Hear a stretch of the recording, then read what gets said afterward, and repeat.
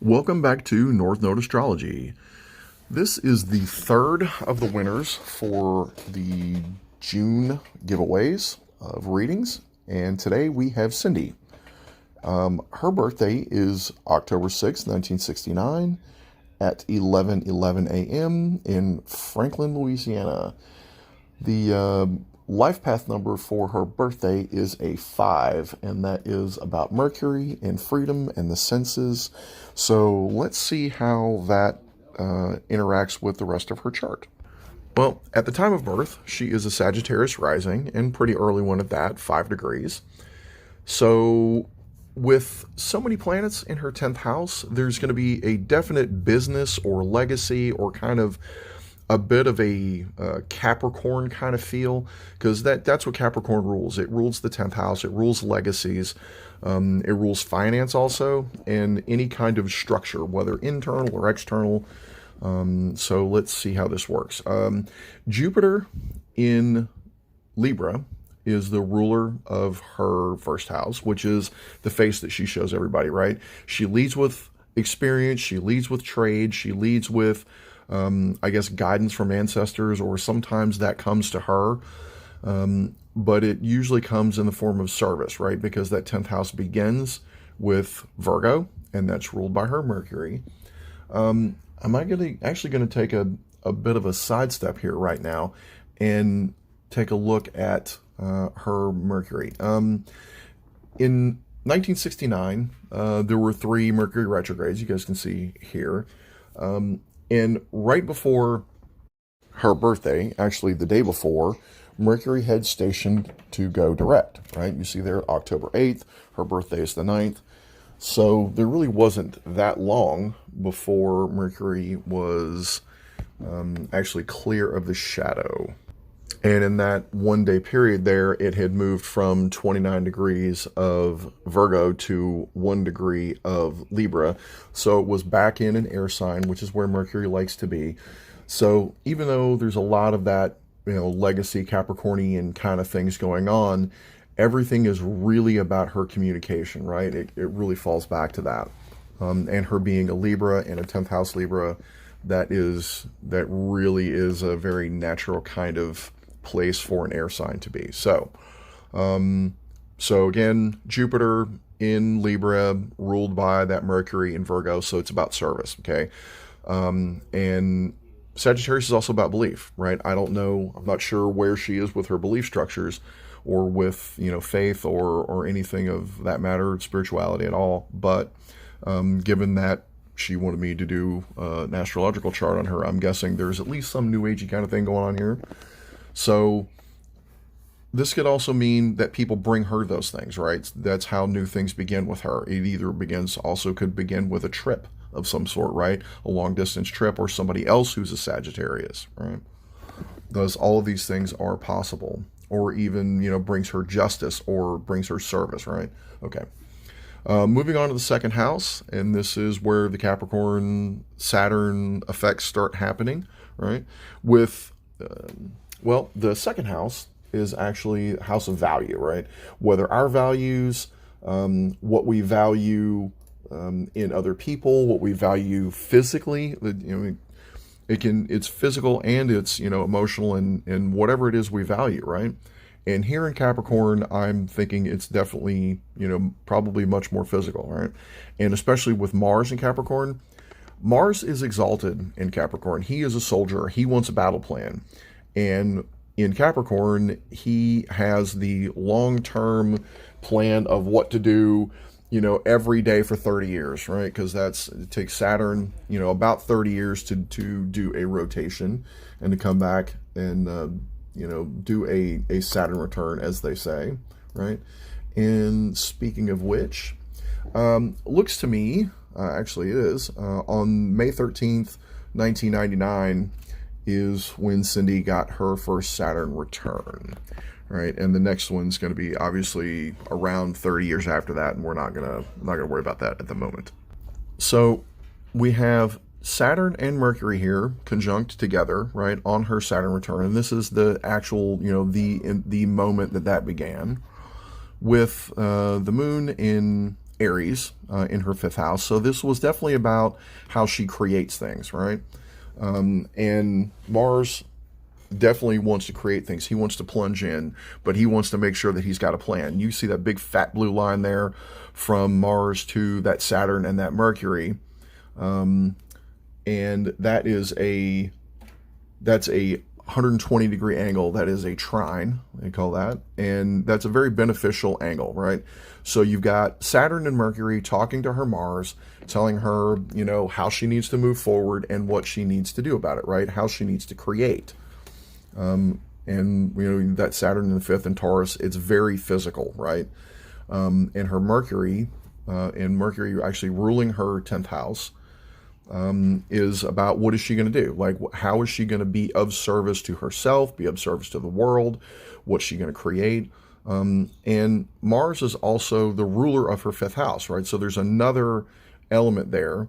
And Jupiter at the time being in Aries, right? That's pumping all that up. It's making it really big. Cindi also got, that wasn't the first pass that she got. And by pass, I mean, her natal Saturn is retrograde, right? It was in a retrograde motion in 1969, in October.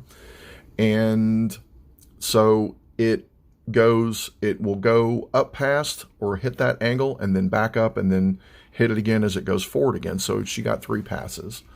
But I always try to just look at the first one, right? For these purposes, it's seems to be more effective, right? At the time, also, the North Node was in Leo in her 9th house, pretty close to her moon, and you can see that her moon, the transiting moon, actually is in her 5th house, which is the house of Leo, like the foundations of Leo. And at the same time having a Uranus South Node conjunction and Uranus Moon opposition, which Uranus in Aquarius is also another house that is ruled or co-ruled by Saturn, right? Saturn and Uranus both. And Uranus at home here in Aquarius, informing her moon about what she was going to be doing, how she was going to be moving forward, how she was going to be changing her philosophies, right? And again, it's about that creation element. So let me get back to the second house here. So second house is also about skills, right? So she's skilled at building these things, right? And if you're skilled at building things, what are you doing? You're creating, right? So that Saturn return is making a lot of sense here. And also that trine between Saturn and Mars is really good. And Mars would actually rather be in a house, in a fire sign, right? In something more direct. Although he's fine, he's definitely at home in Capricorn. But in Aries, he might be a little impulsive. But with Saturn and Taurus there, also in the 5th, it's going to slow it down. It's going to give it some patience, right? And it might take a little while to get moving, but the creation is going to be physical.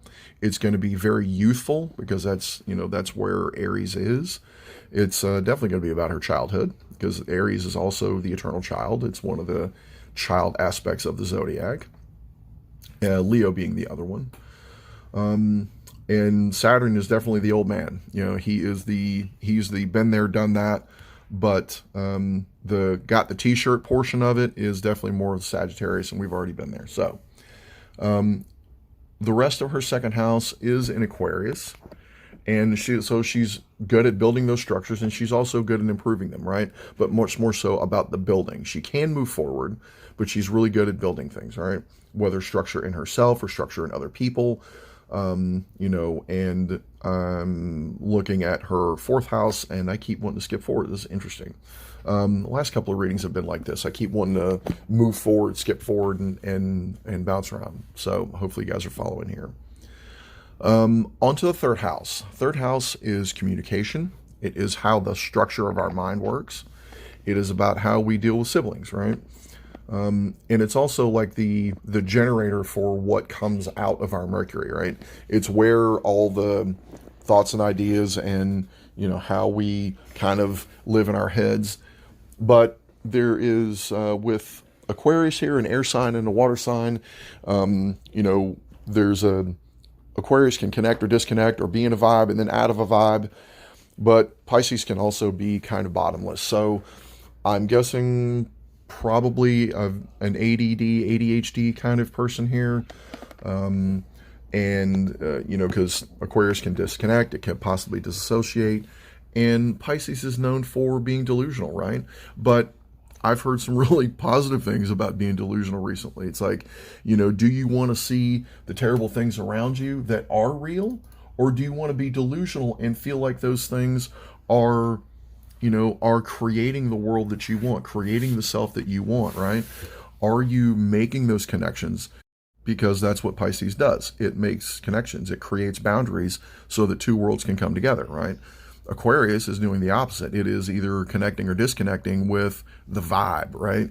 So is Cindi doing that in her mind? Hopefully, right? And that's also one of the reasons why I do readings, to help people understand where they are, like who they are, what's going on with them, so that, the decisions that they tend to make about what kind of books they like to read is also about, their other philosophies, or how they create things, or why they like green shoes, things of that nature, right?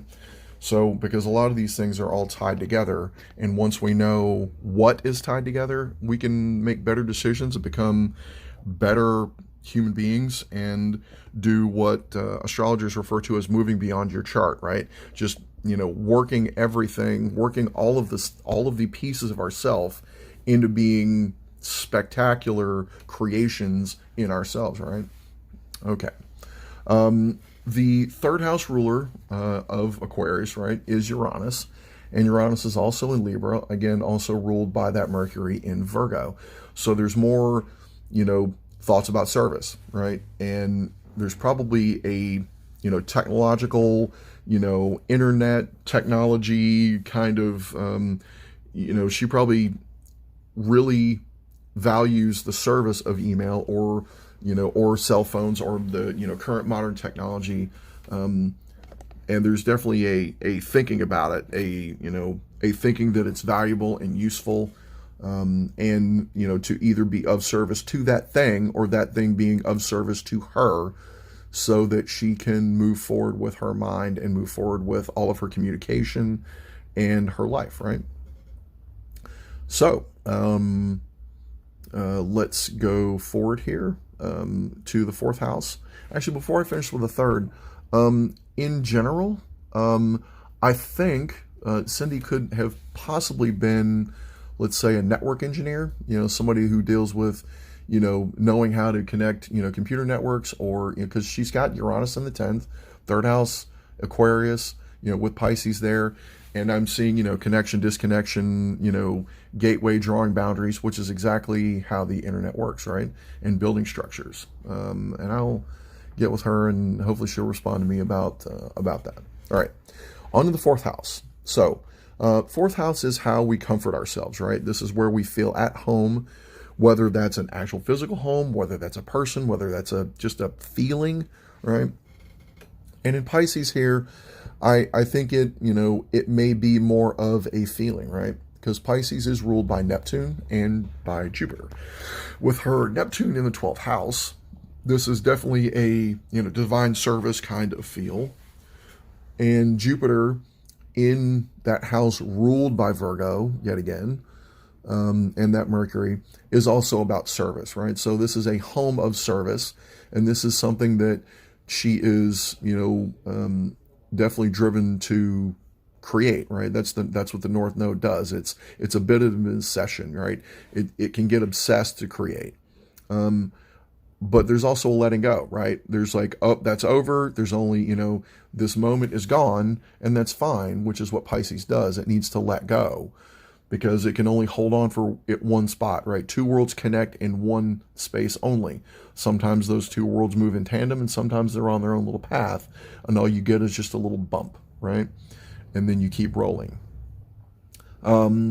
With Chiron here in the fourth, there was definitely, I would say an emotional injury in the home, about, childhood, and what, how to be of that service, or how to be, what face to show, or even possibly how to be a child, right? Because that Neptune is in Scorpio in her 12th, right? Which is ruled by Mars and Pluto. And her Mars is in Capricorn, her Pluto is in Virgo. She's the, let's see, what generation is that? Hold on a moment. Okay, good thing for you guys. It only takes you like 1 second to get an answer that I spent a couple of minutes looking for. I mean, in 1969, she's definitely a Gen X, but that Pluto and Virgo age years, that group, is definitely, they're different, right? It's more about, even if something is of service, sometimes even if you do everything you're supposed to do, if you have the skill with your communication or with your hands, that's also Virgo, something can still end, right? But there's also a rebirthing of that. There's also an understanding, like when you pierce through the veil of Pluto, he immediately rewards you, right? But you gotta go all in, right? If you don't feel like you are about to die when you're giving something up, he's not gonna, you got to push real hard to push through him. However, as soon as you do, he will show you the truth of it. He will show you power. He will show you, where you are in control. He will show you what you do have mastery of. He will show you trust. He will show you he will give you those things, right? And that is what's ruling her Neptune. So there's also a fogginess, right, with Neptune, and especially in the 12th house, about how to, trust the world or how to save it. And she wants to do this at home. And it's hard for her to know what phase she is, because she is a Libra, although she feels very Capricorn, and then she also feels very Sagittarius. She also feels very Leo. So there's a lot of, there's a lot of us are pulled in a lot of different directions, right? And we feel that we're different things. Just know that, we have to find our own balance, right? Cindi, you got to find your own balance in whatever these things are. And you know where that balance point is, right? You're not on one end of the balance and trying to put something on the other end of the beam. You are the middle, right? Things are on one side or the other of you, right? So if you've got one big thing on one end and there's a matching other big thing on the other end, so that you don't get upset, so that whatever that thing is doesn't cause damage or doesn't cause you to become unbalanced, and that's where Venus comes in, and I'll get to that when I get to the 10th house. All right, so moving on to the 5th house, as I said before, that's ruled by Mars, and that's in Capricorn. I don't think she had an issue with play, because that's what 5th house is. It's play, it's fun, it's entertainment, it's creation. These are the things that we do that we just call life, right? That's not, going to work. That's not feeding your cat. That's not getting an oil change for your car. That's not, putting a down payment on a house. That's all the fun things you do, like all those drug commercials you see people doing, like riding horses and canoeing and mountain biking and walking and sitting in parks and, enjoying a sunny day. That is 5th house, right?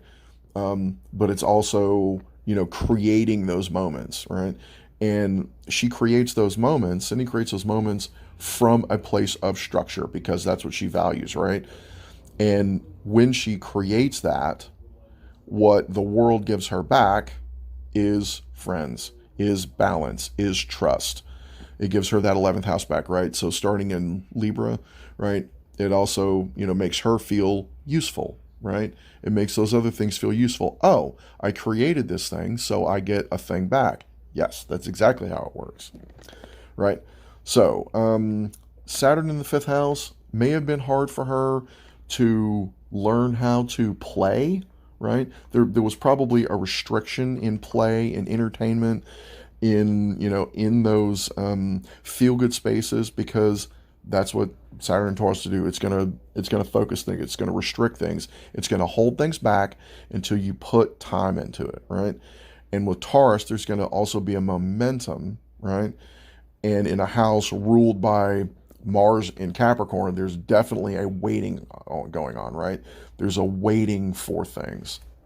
But you have to put that time and energy in there, and I definitely want to hear from her about how that manifested and what was going on there, right? Because we've all of us that have had our Saturn returns, all of us have a story about what was going on, and then what happened the following year is always interesting too after our birthday. Okay, so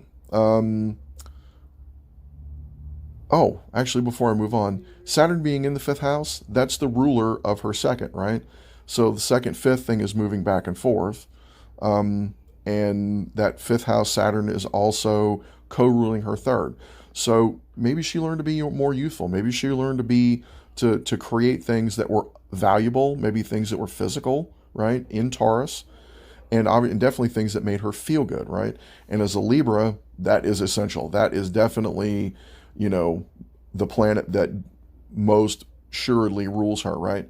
All of us we have a different planetary rulers, but Venus is still very, very important to all of us, but much more so for Taurus and for Libra.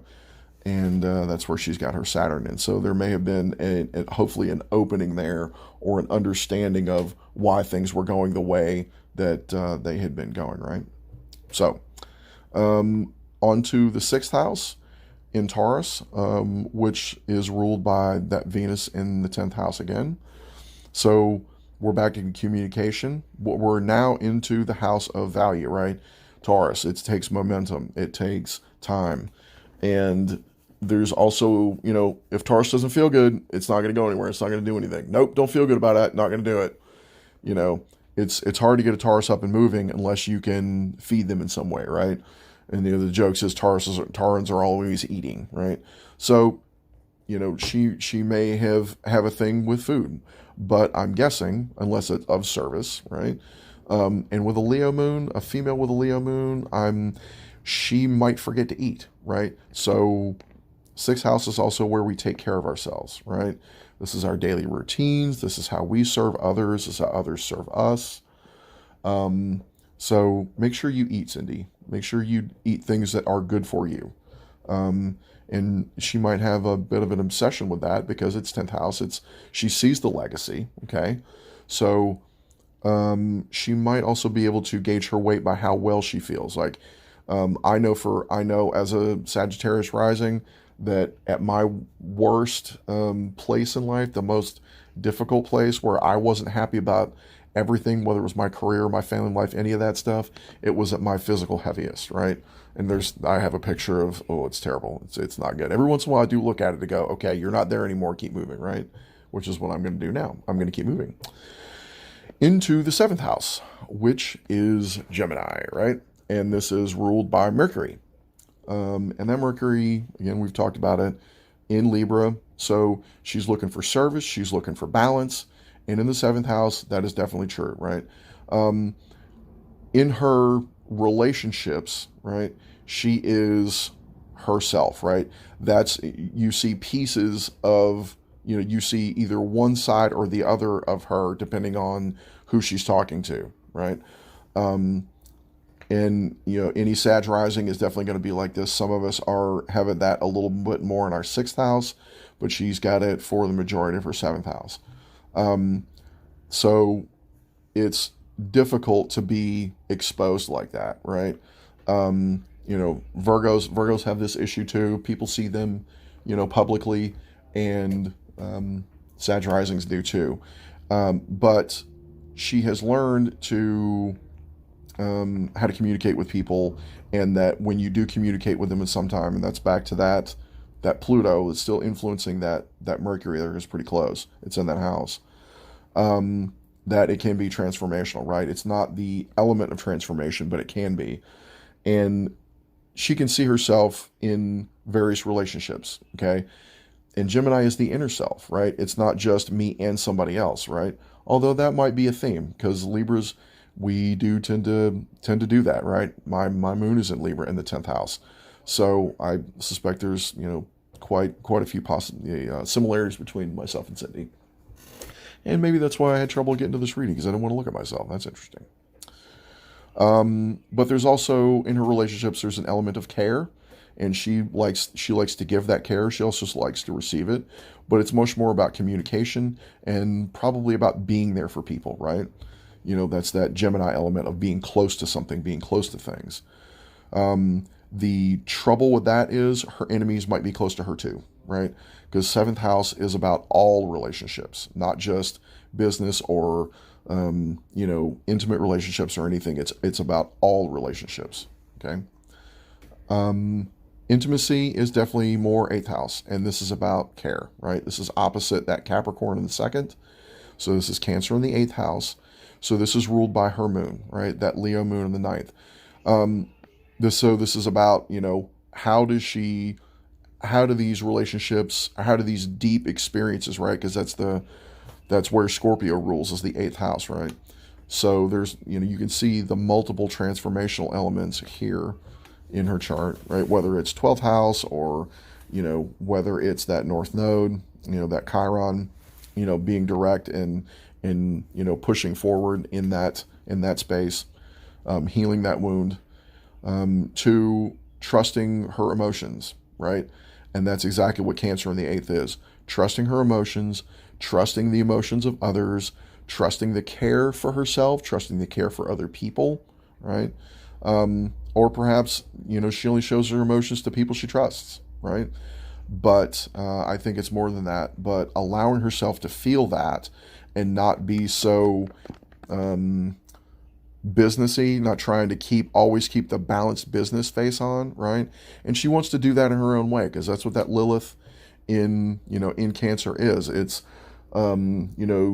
it might be a plunging in of, I'm going to mother exactly like this, or I'm not going to do that at all, except for the people I trust, right? And Lilith can sometimes swing back and forth, right, and be one thing or the other, depending on what's going on, depending on, and in this case, her level of trust with people, right?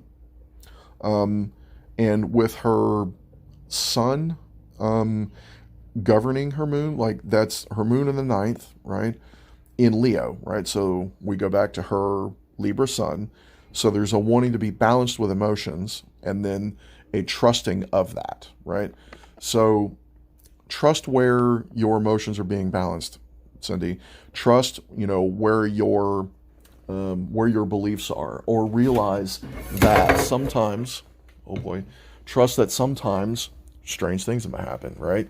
And you don't know where that expansion is going to come from, all right? But it's going to come from a space of caring. So allow that to happen. You're so business oriented, but you are taking care of people, right? That's what you want to do in your home. And that's what you're doing in business. You're taking care of details. You're taking care of making sure that something is of service, right? Which is ultimately what you want to do, right? So, okay, let's move on to the ninth house, which is, like I said, expansion. This is the foundation of this is Sagittarius. So this is travel. This is, philosophies. This is beliefs. This is higher learning. And looking at this, I imagine her higher learning was about herself, right? The Leo moon there, there's, probably and I'll say this about myself, I have an ego about my trust, right? There's whether I trust people or not. And this is do I feel like I know, right? Does she feel like she knows? And she's very emotional about it, about herself, and possibly about other people, whether they know things or whether they've been there, done that, got the t-shirt or not. She's like, well, I've been there, I've done that, and you've been those places, and I don't see that you've expanded. And it might make her upset, but that will gauge where, who she trusts, right? That will engage that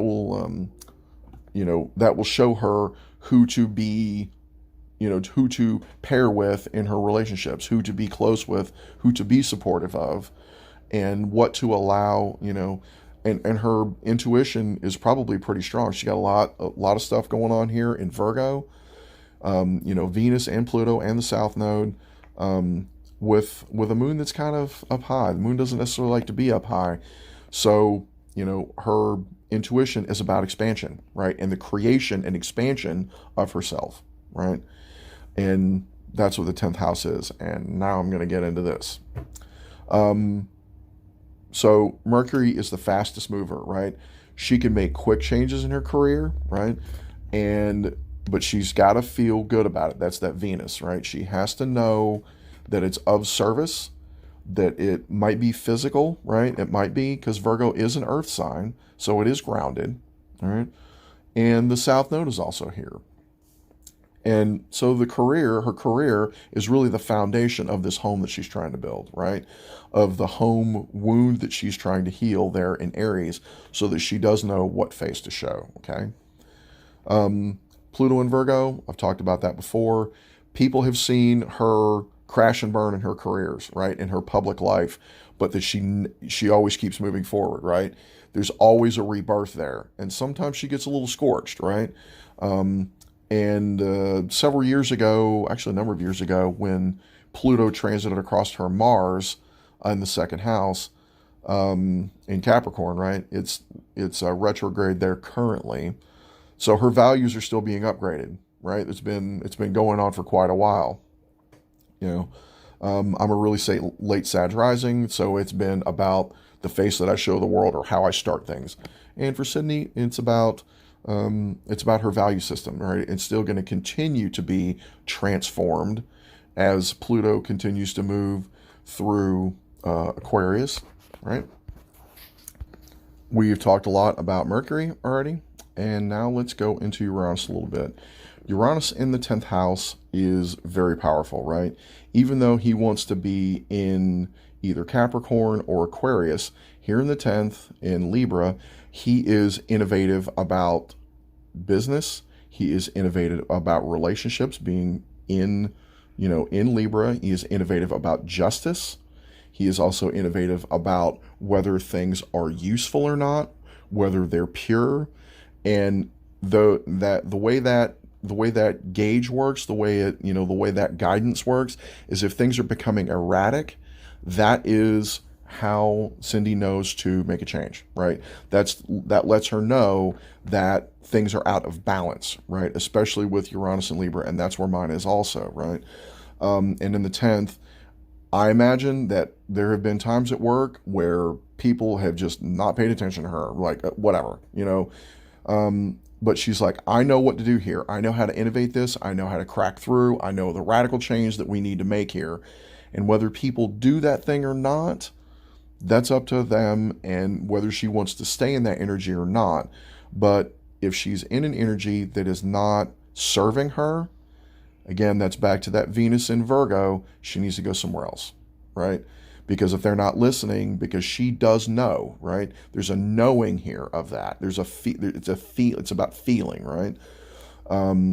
Especially because it starts in the second house. She knows how to build that structure, and now she knows how to improve on it a little bit. And her mind is about the improvement, right? It's about that connect or disconnect. It's like, is this vibing? Is this working? Is this not working? And if it's not working, improve it, rebuild the structure, or cut it loose. Be done with it, right? All right, let it go. And that's also what her mind is about. So the next symbol here is the circle with the X. That's part of fortune. Anytime she goes into balance or justice or fairness in her relationships, in her public relationships, in her business, in her career, she gets a lot more out of it, right? It's weird how that works. Because she'll go, oh, well, I was already working on the balance or the justice or the usefulness of this thing, and that thing ended. Pluto comes crashing in, and she's like, well, I can actually use almost everything that I was working on before with this new thing. And on she goes, right? That's also that Uranus seeing the way through, right? He's gonna show you the radical way out. And she's willing to make those radical changes, or I hope that she's willing to make those radical changes, right? Because her mind is about that too, right? So, Libra, her sun, she definitely identifies herself as a Libra, but probably also feels a little Virgo-ish, also feels probably kind of like a Capricorn, also feels kind of like a Leo, because that's that moon there, and also like a Sagittarius. I very much understand that being pulled in a lot of directions thing. So again, know that you are the balance point. You are the center point of everything. How you feel, and that you are the center of everything. You're the center of your universe, no matter what anybody else says or does, and know that, right? Do not let them push you off the middle of that, because that's where you are. You're at the middle, right? Or anybody else for that matter. Jupiter in the 10th house, there's lots of relationships here, lots of balance. That's what she wants. There's also luck here with Jupiter there, and lots of beliefs. And this is where her been there, done that, service oriented kind of mind goes, right? So that, the Sagittarius in her, that Jupiter is, rule Sag. So there's lots of balance, lots of relationship here. There could be, a lot of erratic relationships. Let go of those. Those are taking you off balance. There could be a lot of, there could have been a lot of erratic careers, or even there may be other erratic, Libras around you, or other erratic, Sagittarians. Anything erratic, let it go, because it's going to pull you off balance, right? That is how to create legacy, right? What kind of legacy do you want to create? That's for any of us. Like, what legacy are you creating for yourself, right? Okay. 11th house, ruled by Venus, and that Venus is in Virgo. So again, we're about service here again. So her friends, she wants her friends to be balanced. She wants her friends to be justice. This could also be, there may be an element of law here. Of maybe of being of service, law enforcement, but in the right way. People that do actually protect and serve, and she has, she has a want for that. She probably definitely cares a lot about that kind of thing. And there's also people that are trusted, right? So there's lots of people, lots of friends, probably from her career that are actually her friends. But then there's a smaller amount of them that are like trusted, dyed in the wool. They've been there with her. They've helped her build that structure. They've been through the fire. She knows that they're of service, and those are the ones that she really cares for, right? So there's a deeper level of that, which is kind of interesting to me. So there's like two sets. And then the 12th house begins in Scorpio, which is what she, shares to the world. This is how she does her service to humanity. This is also where the 12th house is also where we run away from ourselves, which is, kind of how we undo ourselves, what we have to let go of, right? Scorpio, let go of, with Neptune here, if details are foggy, if emotions are foggy, let them go, because those clear emotions are what's going to tell you, right? Sometimes those foggy emotions are going to guide you in a certain direction, but don't be frustrated because you don't know what the specific details are, right? I know you want specific details, but just because they're foggy doesn't mean something isn't good, right? You've probably seen that happen. So, there's definitely, rebirthing elements.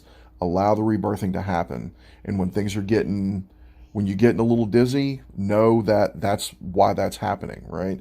When people are being kind of backstabby and they're being secretive with you, let them go. Let that situation go. That's not a legacy that you want, right? That's not from the divine, right? You understand this, and I hope other people are understanding that too, right? I think that's going to do it.